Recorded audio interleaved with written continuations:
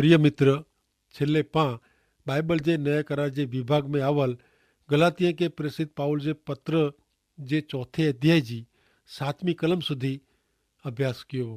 हाँ नेरियूं 8वीं कलम गलातिया के प्रेषित पाउल जो पत्र चौथो अध्याय ने कलम 8 हिते लखल है कि जुने समय में अई ईश्वर के ओळखदा नवा तेला जो को सच्चई ईश्वर नाए इन जा अई गुलाम वाह।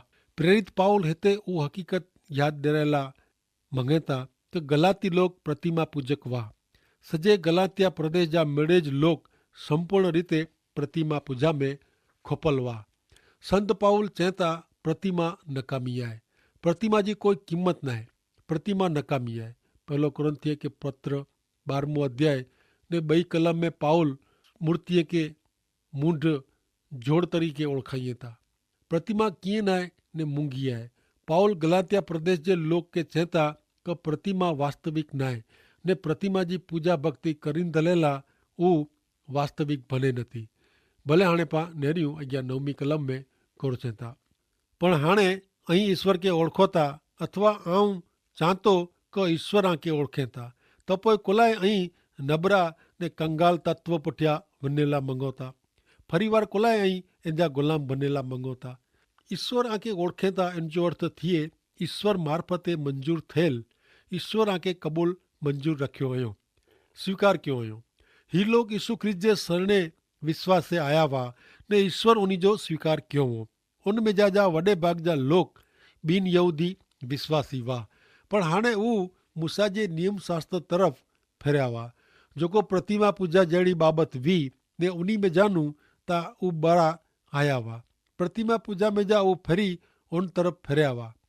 10वीं कलम में संत पाउल उन्हीं के चेता चौथो अध्याय 10वीं कलम में कहीं केतरा डी महीना ने ऋतु ने खास वरे के महत्व ॾियो था। ऐं केतिरेक ॾींहं के खास महत्व जा लेखियो था। ही विश्रामवार साबात ॾींहं जे बारे में चेमी आयो है।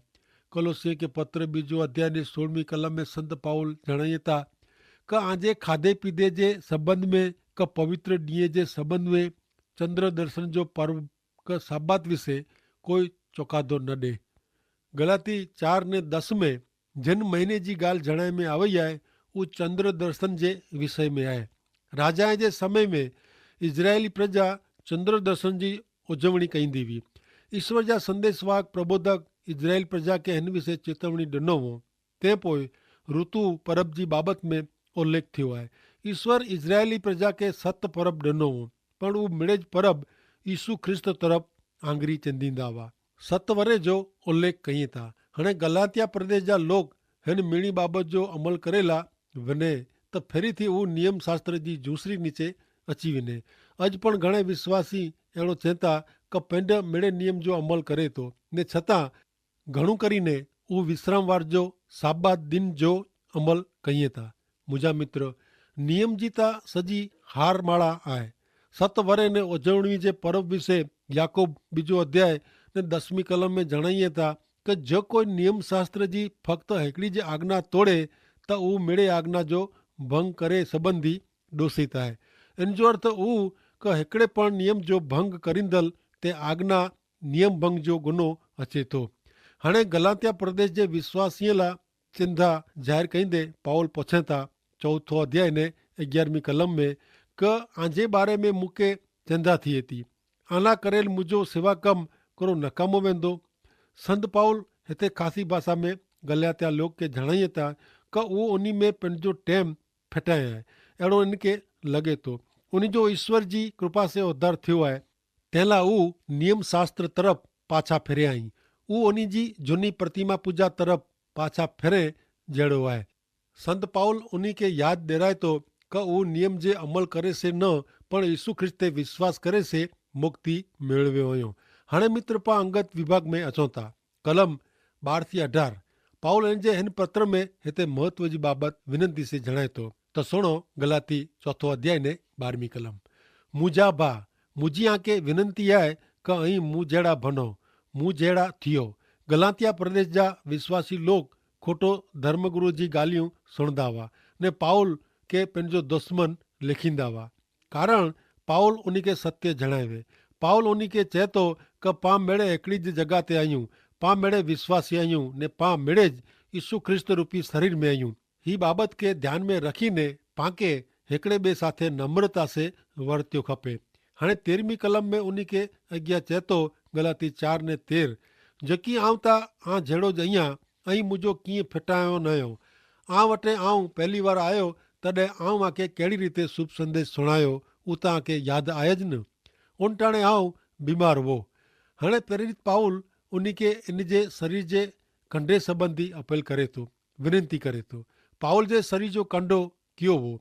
अचो अॻियां वाचियूं 4 अध्याय ने 14वीं कलम।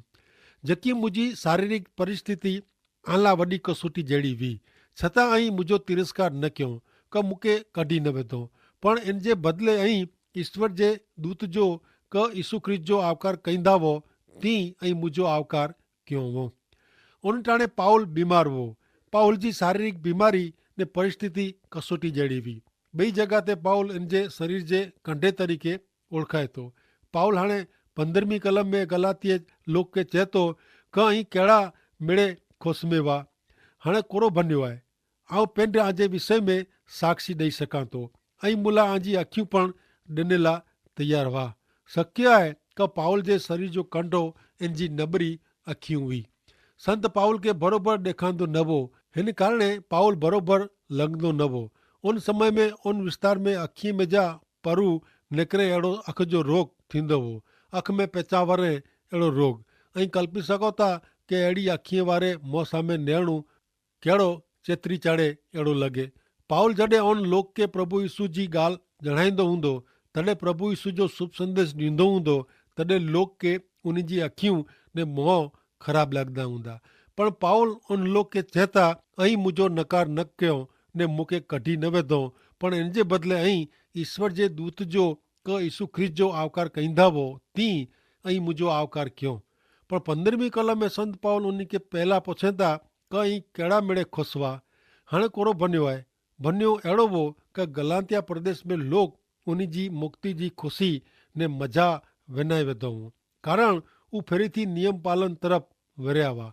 नियम पालन आनंद मज़ा छिनी गने थो। कारण पहलो, नियम मानवी खे प्रेम करे जे बदिले दोषित ठहिराए थो। ॿियो कारण, नियम नम्रता निभाए जे बदिले पिंड ते धिक्कार उपजाए थो। टी बाबति, नियम मथे वधू ध्यानु ॾिए थो। यीशु ख्रिस्त पाण लाइ जेकी कयो इन से पाण कहिड़ा ऊची जॻह ते पुॼी सघूं था, अहिड़ो वताए जे बदिले नियम वताए थो कि पाण केतिरा नियम जे अमल में ऊना उतरूं था। तंहिंलाइ मित्र, नियम जे अमल से न पण यीशु ख्रिस्त जे विश्वास रखीने विश्वासी तरीक़े जो जीवन जीव खपे। उहो ज सचो मार्ग आहे।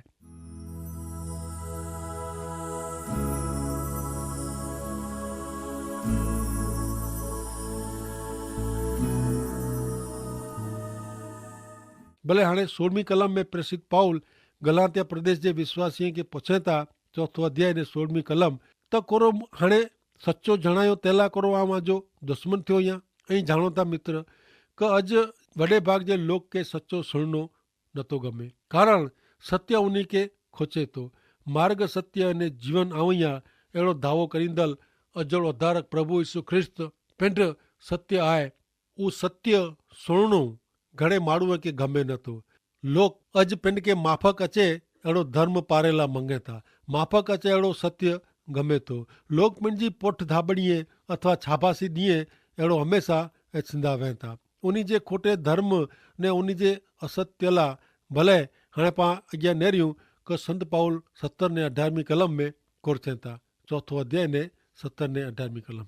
उहे लोग आजी घणे संभाल रखनि था, अहिड़ो वताइनि था, पर उन जा इरादा ख़ासा नहीं। उ त मूंखे आनू अलॻि करे लाइ मंगे था, जेथी उहो आजी जहिड़ी संभाल रखनि था अहिड़ी ज ऐं पण उन जी संभाल रखो। जॾहिं आऊं भेरो वां तॾहिं ज न, पण हमेशह अहिड़ी उन संभाल ख़ासे हेतु लाइ रखणी ख़ासी आहे। संत चवनि था जेको ख़ासे में ख़ासो आहे उहो त गोतणो ख़ासो आहे, पण धर्म जा खोटा गुरू आखे कंगाल करे लाइ पुठियां पिया आहीं। जाणे उहो आजे नाजी मारा पंहिंजे गले में लटकाईने फेरेला मंगदा वे ने मंगे था, जेथी उहो होशियारी से ने मोड़साई वताई सके का वो गलातिया प्रदेश में व्यावा ने होते वो घणे माण्हुनि जा हृदय परिवर्तन जीवन परिवर्तन करी वतो। हकीकत में वो सच्चो न आहे। संत पाउल करिंथ शहर जे विश्वासी के हीज ॻाल्हि कयो हो। ॿियो कोरिन्थिय के पत्र 12 अध्याय ने 12-15 में प्रमाणे क धीरज से आमे करेल कम मुझे प्रेषित पद के पुरवार साबित करे तो। इनमें ता निशानी अजायब कम ने चमत्कार जो समावेश थिए तो। बई समाज मंडल करता कोरो आके वधु हैरान करे में आया हुआ। आ वटे मदद मेळवे जी आऊं आशा रखई न। एतिरो ज न जो इनसे आऊं डोखी क्या वे त माफ़ करी जा। ही तैयार अजी मुलाकात गनेला तैयार आहियां ने आ वटा कीअं मेळवे जी आशा आऊं रखा नथो। मूंखे त आंजा पैसा न पण आंजी ज़रूर आहे। हकीकत में त छोकरा इनजे माउ पीउ जे भरण पोषण जी व्यवस्था कईं नथा पण माता पिता इनजे बाळके जी व्यवस्था कईं था। आंखे मदद करेला मूं वटि जेकी आहे उहो ख़र्ची विझे में मूंखे मज़ा अचींदी। हा ऐं मुंहिंजी जात पण ख़र्ची विझंदो। हां ते आऊं घणे प्रेम कयां थो तेला आई मूं ते ओछो प्रेम रखो था। धर्म जा ही खोटा ने कूड़ा धर्म गुरु कोरिन्थ नाजे शहर में पण विया हुआ। कोरिन्थ जा विश्वासी के पाउल पण घणे गमदो हो ने संत पाउल पण उन्हीं के धर्म जा उहो खोटे गुरु विषे चेतवणी ॾिनी पई हुई। यादि रखो मित्र, खोटा गुरु घणे वार घणे ख़ासा लॻनि था। मानवी जा उपजायल कढियल धर्म मान्यता ने फिलसुफी घणे वार घणे ख़ासे कपिड़े में रजो थिए था। अहिड़ा धर्म गुरु घणे चतुराई से कूड़ाई कुछाई था ने फैलाइनि था। लोक के गैर मार्गे रोरे जो खासे में खासो इलाज ने उपाय आहे। लोक के कूड़ाई गमे थी। इनमें भाग गिनदल लोग पण आकर्षक व्यक्तित्व वारा वह था। हिन उपरांत कूड़ाई फैलाईंदल खोटा धर्मगुरु पंहिंजे ॻाल्हि के क पंहिंजी रजूआत में थोड़े प्रमाण में सत्य के पण उमरी ॾिए था। पण मित्र, अर्धो सत्य कूड़ाई जो अॻेवन आहे। कूड़ के अॻियां वधारींदल मूर आहे। आऊं घणे गुरुअ जा भाषण सोया आहीं, उन्हीं जा पुस्तक वाचिया आहीं। उहो जेको कूड़ फैलाईं था इनमें उहो बाइबल जा केतिरा सत्य कुछंदे ॾिठा आहीं। पूरा सत्य न, सॼो बाइबल न पण बाइबल जा केतिरा सत्य जाणे पिंड लखियल वे अहिड़ो ज़ाहिर करीने उन सत्य के मारी मछलीने उहो पंहिंजी फिलसुफी पंहिंजो धर्म ज्ञान सचो ठहिराइजो ने लोक जे मन में ठसाए जो प्रयत्न कई था। खोटे धर्म गुरु विरुद्ध गलातिया प्रदेश जे विश्वासीअ के ने कोरिन्थ शहर जे विश्वासीअ के प्रेषित पाउल जी ॾिनल चेतवणी पण अॼु पंहिंजे समय पण एतिरी ज़रूरी आहे। मित्र, 19वीं कलम में संत पाउल हाणे गलातिया प्रदेश जे विश्वासी के चेता 4 अध्याय ने 19वीं कलम में क मुंहिंजा प्रिय बाळक आमे ख्रिस्त जी प्रतिमा उभी थिए ત્યાં સુધી પ્રસૂતિ વેદના જેવો ડુખ મૂકે ફરીથી આલા થઈએ તો। મુજા પ્રિય બાળક પાઉલ ગલાતિયા પ્રદેશ જે વિશ્વાસીલા કેડા ખાસા શબ્દ વાપરે તો। બાળકલા મૂળ ગ્રીક ભાષા જો શબ્દ વપરાયો आहे उहो टेक्निया आहे ने टेक्निया जो अर्थ थिए मुझे पेटे जन्मेलो। पाउल जो हृदय घणे नाजुक आहे ने उहो पंहिंजे हिन लोक ला उन जी मां साथे सरखाए थो। उन जी माता जे हृदय में उन ला जेको लागणी हुई अहिड़ी ज लागणी उन ला पाउल जे दिलि में आहे। पाउल गलातिया प्रदेश में जा घणे लोग के प्रभु यीशु ख्रिस्त जे शरणे कोठी आयो हो ने यीशु ख्रिस्त पर जे विश्वास में उहो मजबूत बने तेला उन जी पूर्ति संभाल रखे में। आत्मिक पिता तरीके पाउल जी सफलता जो हिकिड़ो कारण कदाच उहो हो क इनके इन जा आत्मिक बाळक ला घणे बोझ ने चिंता हुई। उन लोक जी यीशु ख्रिस्त ला वफ़ादारी ला पाउल जे हृदय में जेको डुख हो उन डुख के पाउल प्रसूति जे डुख साथे सरकाए थो। पाण पण मित्र पाप जे कारणे जेको नाश में वञे था उन ला अहिड़ो ज बोझो अथवा चिंता पाके रखे जी ज़रूरु आहे।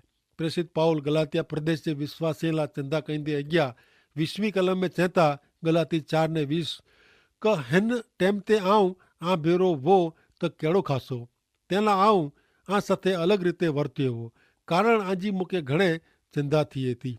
संत पाउल उन टाइम ते उन्हीं भेरो हुते हाज़िर रहेला मंगदो हो जेथी वो उन्हीं भेरो अलग रीते ॻाल्हि करी सके। संत पाउल के सचई उन ला चिंता हुई। पाउल इन जे पत्र में हिन लोक साथे ॻाल्हि कंदे कड़क भाषा वापरे थो पण इनमें पण पाके इन जे नाजुक हृदय जा दर्शन थिए था। भले हाणे अॻियां पां हगार ने सारा जो दृष्टांत अहिड़ो शीर्षक नेरला मिलंदो।